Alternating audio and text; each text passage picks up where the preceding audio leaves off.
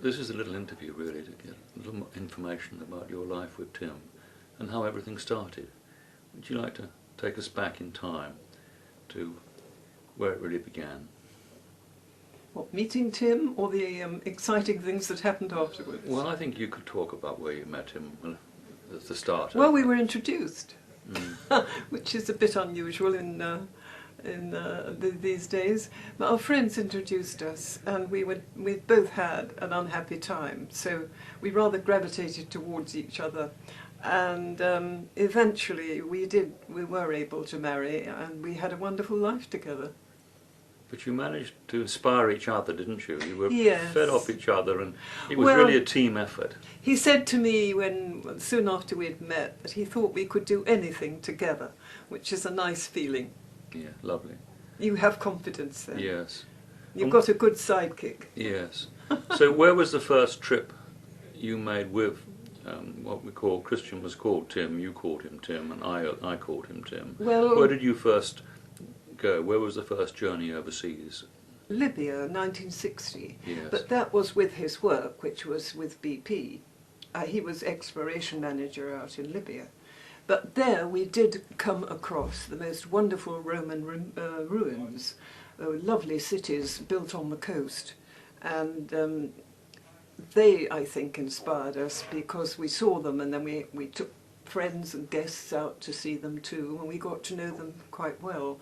And I think that was the beginning of my ancient interest, but Tim had already got onto that bandwagon in southern Persia when he first went out there as a young geologist.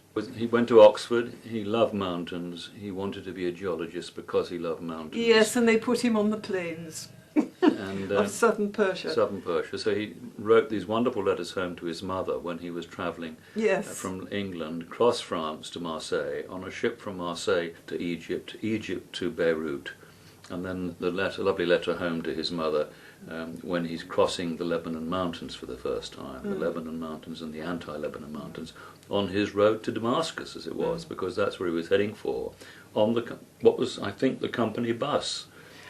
Well, he was heading for the southern Persia. He went through all those places on the way, but he was out in the more or less desert. And that's where he had to start his job, which was surveying for oil. And it was doing that under the senior geologists that they both found the most wonderful ruins of the ziggurat of Chugazambil. They simply found an inscribed cuneiform brick, and they whisked it off to the French archaeological group who were working there, and it turned out in the end to be excavated, and it was just a beautiful building. And this was the Dur-Intush ziggurat. Yes. Complicated names to say. Yeah. Not far from Susa, in That's the right. plains, were views of the Zagros Mountains. Yes. And when they went up, I think in the morning, as the sun was rising, Yeah, on a hilltop. they saw all the field systems, ancient field systems of the past on the plains, and the shadows all the way back to the mountains, and realised that there was a great agricultural civilization there once, which I think the dating is probably before 2000 BC or thereabouts. Yes. And that inspired him, didn't it? Yes. Certainly And did. that was 1936. Yes. But after that, he didn't spend much time on it because he was very busy with the company. He flew around the world, and he went to Australia, and he went back to Persia. And when I met him, he was actually in London office. But when he first met your father, who was my Uncle Pat, and Uncle Pat said, "What do you do, young man?" He said, "I'm working out how far the Rocky Mountains have moved in the last 100 million years." That's right. And he had. Yes, that tickled my father, I must say. Can we come down to your work with him in the desert, in that Lebanon, when you actually started working with him on location? First time that you did an occasional... You mean for the work we did, not the company, archaeological. because I was in the company with him Right. abroad. Thinking more of the archaeology now. Well, that's when we retired. He came home and he used to tease me by saying, when I retire and you start work, because it was a very easy life in Iran for us then. We had servants and it was just a joke that, and it's true, I had to start work. But then we had joined the British Unidentified Flying Objects Research Association, known as BUFORA for short, because we had become interested in the sky and what went on up there. And we went to a lecture on ley lines. And in the morning he said, I don't really believe in that. He got out the Ordnance Survey map to try and disprove that ley lines existed, and he found some points which were equidistant in our area, which intrigued him. So he started working on that, and he said, it looks as if somebody laid out something here, and he said, if I'm right, there should be a marker of some kind, a stone or a mound here, and we would get in the car and go off and see if we could find it, which was very exciting. And in the end, on this 26-mile stretch, we found about, I think it was 11, was it 11 markers? Not all was in the right position, but nearby. Then we thought, he did some work and some research on one of the earthworks that they were joining, this line was joining, which was Wandlebury. And he decided that originally it had been built as an observatory, an astronomical observatory. And he dated it on his computer by going back through the years to 2500 or 2450 BC, take or give about 200 years.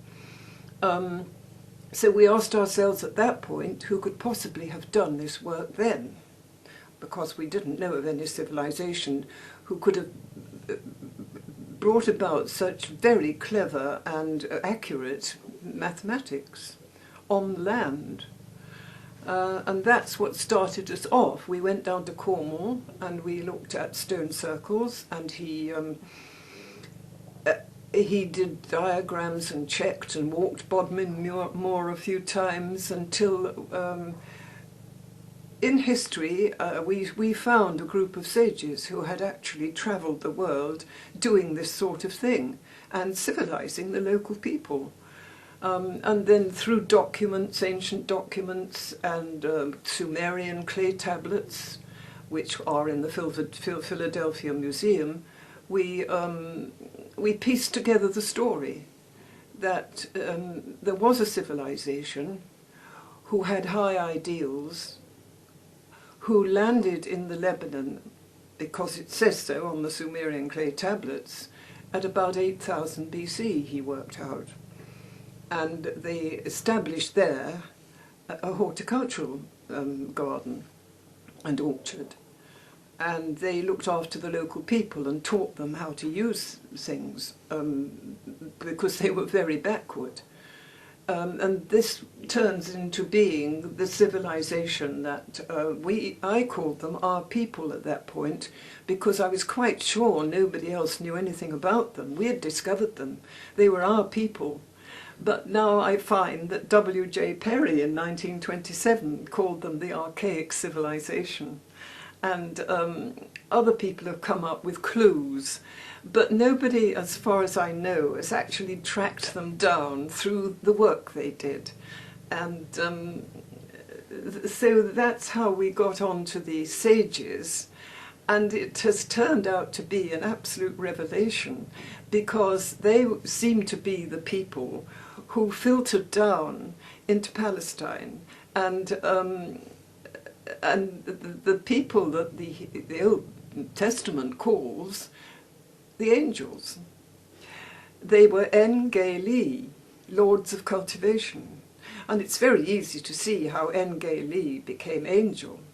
They also started this garden and orchard, the horticultural place, and that was known as the Garden of Eden to the local people, or to the people later on. But to us, we had made the link between that time and much earlier times. And now Edmund believes that they arrived there to do this work because they were restarting a civilization which had been smashed apart by a natural cataclysm.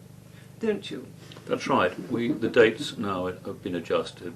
Carbon dating has pushed the dates back to about 9,500 BC. Yes. When a small group, Tim always felt that they were survivors or were starting again, not the beginning of Earth as such, No. but people who were starting again and built a settlement, and they were benevolent people. And I think the evidence that I've been providing, there's lots of evidence that they were benevolent, good people who gave us laws, the divine laws as they were called. They were deified later on as gods, and they were led by somebody called An. And An is found as the supreme being in Egypt and Mesopotamia and Africa, all around the place, as a single god. So we're looking at a monotheism, if you like, a single god, right from the start. And then other gods come into the picture much later on. So if you look at the gap between 9,500 BC, which corresponds to the earliest dates at Jericho, and all we're now beginning to learn about archaeology, we can follow a thread from the people who lived and worked at Karsag, as the Yes. Sumerians called it, which means head enclosure. The story of them is on the clay tablets in great detail. Things went wrong. They got a terrible disease and nearly died because I think they'd been eating meat that wasn't right. And then a new group of people who they had employed to do the work intermarried or interbred with the local women and produced monsters, and that had to be dealt with. It wasn't plain sailing by any means, but they had started off to build a good society. And it's extraordinary to me that we discovered them on the ground a few miles from home, which is in a Cambridgeshire village. And so that took up the rest of our lives. We wrote the books and we just carried on with it. We couldn't really stop, could we? That's right, and what's so interesting is that this was an agricultural settlement, and so all those domesticated crops and domesticated animals, when we're beginning to look at the genetics and the history of all those plants and animals, we can trace them back to the same area about the same time. This is Like what's so the fig. interesting. That's right, like the fig, which has just been dated at 9,300 north of Jericho in the valley down below Karsag, the Rift Valley. And it's the same with the chickpea, it's the same with the wheats and the barleys and the flax and the peas, the beans, the vetches, all these extraordinary crops which were grown together in rotations and with livestock as well.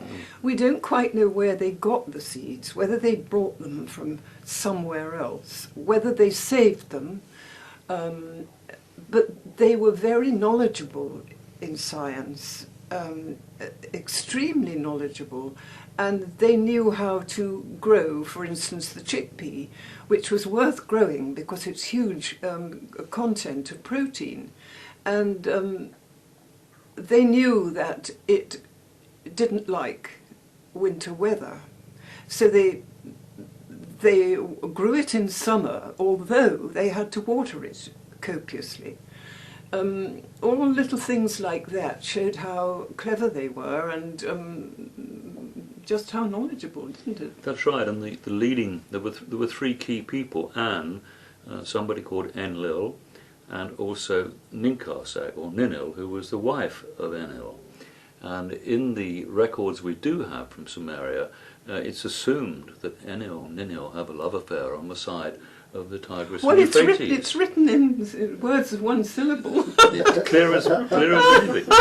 And of course, those two were there. And of course, the lady was the chief biologist, botanist, everything Yes. else. And she was the Gabriel. She was the governor of the colony. But they were terrifically human. They behaved very much just like us, didn't they? That's right. All the emotions showed they were behaving Yeah. like real life people with all the Yes. basic problems. Yeah. And of course, she was later described as the goddess of irrigation, because in the clay tablets from Manippa Library which are now in the Pennsylvania Museum basement. She's describing the need for water. With this settlement will come prosperity. The water is plentiful. And it was the irrigation of so many of his crops at that particular place which were crucial. Our current agricultural specialists will tell you from all the pollen cores and details of the climate then that irrigation was crucial at that particular location. But it was a marvellous location for the amount of water that was needed, and also for the shelter it afforded, and the rich volcanic soil. They chose the place specifically, and they built a dam, because the water, the good clean water, was coming down from the mountains. So she was very precise about that. And they all took care of her, didn't they, when she wanted a specific place for her house on the top of the mountain. And she wanted cedar fires. And the boss said, Anu said, but cedar fires are going to be very expensive, didn't he? So how are we going to get all that cedar?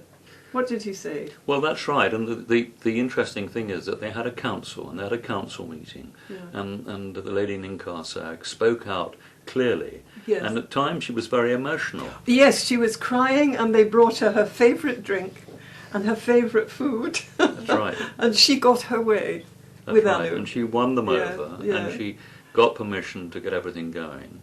Their biggest problem, and there's a story which occurs in the Sumerian records elsewhere, that they had to dig this great watercourse. And in digging the great watercourse, which took the storm water away, but also provided water when it was very dry, because on Mount Hermon you have the winter snows, the melting of those winter snows, and sometimes terrific mountain storms. So your big worry always was going to be, was there going to be too much water? And in the summer, was there going to be too little water?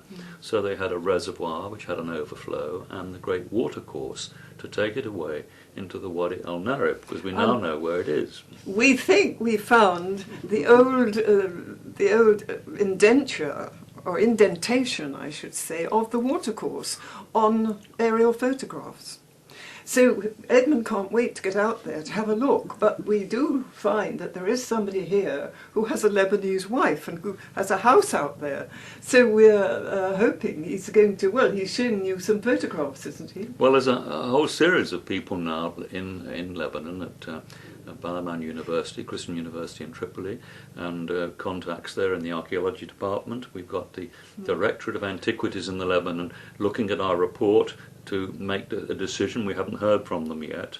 And we've got Desmond, who's going to show us the video of the area later on this afternoon. But on the Google images, which first began to be put on the websites last November, looking down on these Google images, which wouldn't have been seen any other way, we could see, or can see very clearly, and so can anybody who looks at Google and looks at the area of Mount Hermon, they will see the great watercourse and see that it's a massive canal-type structure. We would like to prove it, you see, that on the ground, that what we discovered and what we understood from all that we've read is true. It would change history. It would change our attitude to so much, wouldn't it? That's right. There's a battle, as we all know, between my God and your God, and this God and that God, and too many gods, and was there one God to start with or not? And we have the Pope as the God's representative on earth, who seems to be disagreeing with other representatives on earth of God. And what we are looking at here really is real people who were deified in their absence, and missing the really interesting feature, which is our intelligent and responsive universe. And many people, particularly perhaps the most civilized people, we call them primitive in some places, always believed in the Great Spirit, and the Great Spirit and the Creator God, which is probably two people. The Indians in America refer to the Creator God, saying to them, dig big holes, cover your pits with logs and earth and hide, because there's going to be a really big problem coming along. And now we know there was a massive bombardment of cometary debris, and one big comet coming in over the Arctic ice, which moved the Earth on its axis. And our friend Enoch, who we find in the text, which Tim discovered and sought the proper translations of those texts in terms of modern terms, like sluices, gauges, measuring You stars. see, I just wanted to chip in here to say that they were scientific. Their knowledge was scientific rather than the wishy-washy, if I may say so, feelings that come with religion. They were, they dwelt on facts, really, didn't they? Well, this was the tradition that lasted through to the Druids, right to recent times, that this secular pursuit of knowledge was their primary requirement. This is a capstone, really, of all the work that you'd both done, just to see what Jesus was saying about the world he lived in.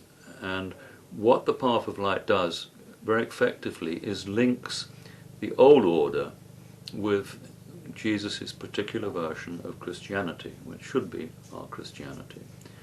But the Path of Light was a translation of two of the most important documents, which have long known to be important documents, but nobody had really translated them properly. And this is what the job that he set out to do. He was the first person to properly translate the cuneiform after Samuel Noah Kramer, and what he did with the Coptic text of the Askew and Bruce codices, which part of which is more famous as the Pistis Sophia. This is the teaching, Jesus' teaching to his inner circle of disciples, which included both men and women, where Mary Magdalene and his mother were playing key roles in asking questions. Salome was there as well, and it was very clearly advanced teaching reserved for people on the transmigration of a soul, journeys of a soul. It dwelt with spiritual regions, and also how the masters have always taught the same thing, the spiritual masters, and what it was like for the soul to travel beyond this life. In other words, he gives them a glimpse of the future. Its real value is that it's witnessed, it's actually recorded by the disciple scribes, Matthew, Philip and Thomas, three of the most important people in terms of later Christianity, and witnessed and recorded by them, which was a basic means of authorizing an important document under Hebraic law. And so this is a primary source of knowledge of what Jesus was actually saying, perhaps the most important primary source. And the interesting thing was that Jesus was teaching what was being taught in all the ancient mystery schools and Druidic colleges and academies of that time, Alexandria in Greece, and particularly in Britain, which would have been, in our view, my research view, a key refuge, if you like, of the great Bronze Age culture, the Golden Age. Of course, if it didn't chime with what was, as Edmund said, what was accepted then as the religious, the best religious instruction, you would simply have to believe that the Copts were speaking the truth. It is not, you don't hear Jesus speaking, they are recording what was written down at another time. So you do have to just keep that in mind, unless you feel sure that this is exactly the same thing that they've all taught. Well, this is there is other work from the Greek philosophers and Pythagoras, who was said to be a Druid, and we have the mystery schools. We have so much more information. All that information, you see, Christians and Druids were persecuted by the Romans because the Romans had very good reasons to do it. They had a totally different system of law and order. The Druid system and the old system was in the public ownership, if you like, of land, or the community ownership of land, but distributed and organized by the king and his advisors through the old city-state system, which were the laws of Anu and Enlil. So we're going right back in time and seeing that still surviving among the Druid communities before Christianity. And Jesus clearly, as some people say, Jesus was the Druid, because at that time that was the predominant educational culture, and all young men who went to school at the time of Jesus would have finished their education if they wanted to pass all the exams and do their 20 years of training. They would have been required to go to Britain to a Druidic academy of some sort and do that training in Britain. And of course it's told by some people that Jesus did travel to Egypt, to India. In other words, he was accomplished in his learning. He was a man of the world inasmuch he was a Nazarene Jew, and what some people describe as a westernized Nazarene Jew. And there was a terrific connection with his family, who have been for several generations, have been so closely involved in the metals trade, and particularly Britain, and their relations in Britain, because many of the people in Britain, right the way across from South Wales up to Yorkshire, were the Cymric people who had immigrated from the Near East, from the area of Samaria and Palestine to Britain over time. I think it's worth just putting in here that it's a misconception that his father Joseph was a carpenter. He was a rabbi, or a very learned man who practiced the craft, which was more of a spiritual teaching. The phrase they've translated is ho tekton, and it means master of the craft, a master of the craft. Now the translators thought, now what are the crafts? And they chose carpenter for some reason.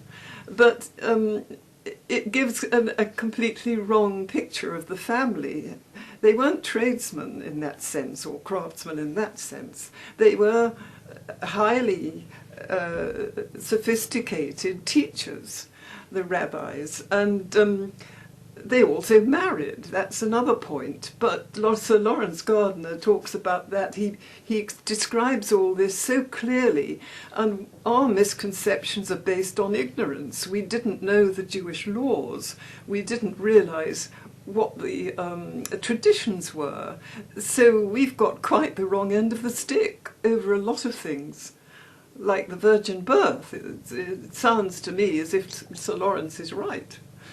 Well, that's right. I think that we now have a terrific body of evidence to show that the top Vatican historians, Baronius in particular, who followed from Polydor Virgilo, who did a history of Britain.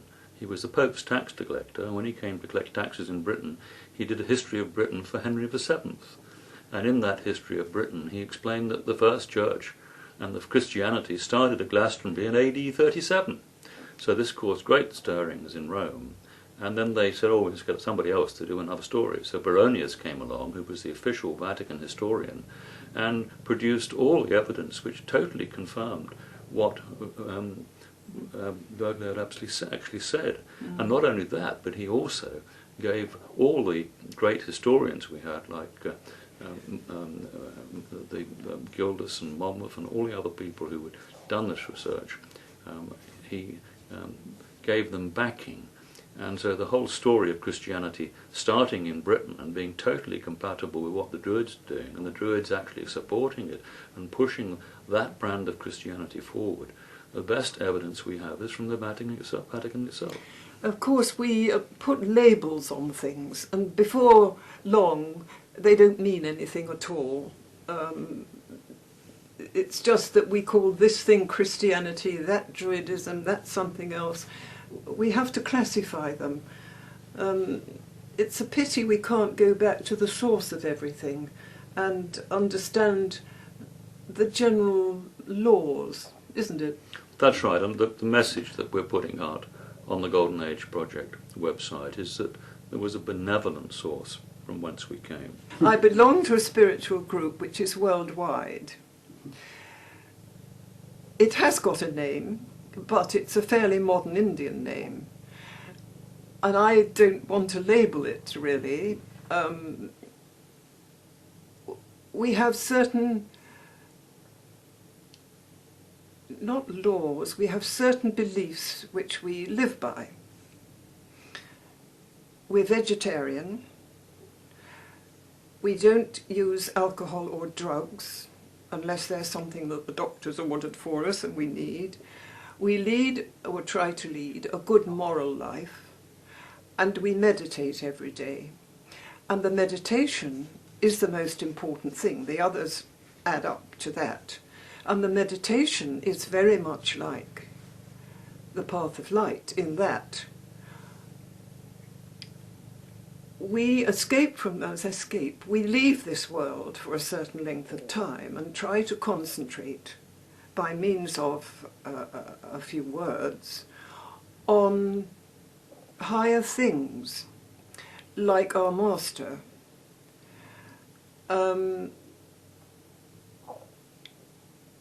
This eventually, by listening to what we call the sound current, will change us and heal us and evolve us into something better, and possibly one day we'll be fit enough to live in a better world, in another region.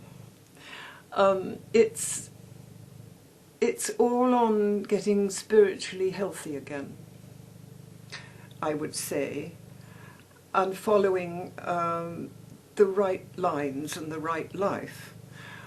Well, because I have done this for 25 years, I understood fairly quickly what Jesus was talking about.